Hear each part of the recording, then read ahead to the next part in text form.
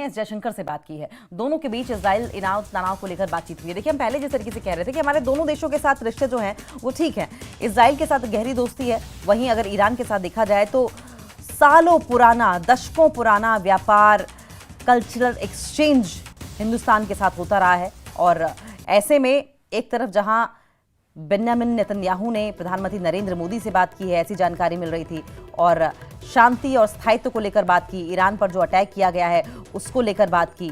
वहीं अब जानकारी देखिए ये भी आ रही है कि इजराइल और ईरान के मुद्दे पर ईरान के विदेश मंत्री ने एस जयशंकर से बात की है।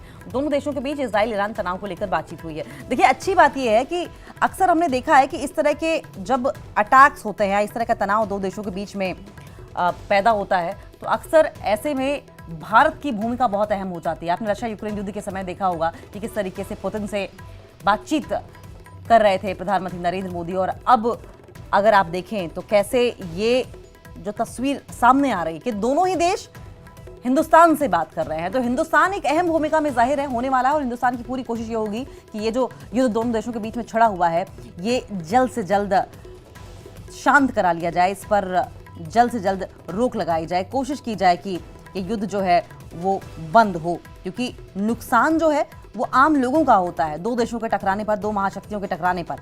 ऐसे में हिंदुस्तान का स्टैंड क्या रहेगा, इसको लेकर भी अब नजरें सबकी बनी रहेंगी।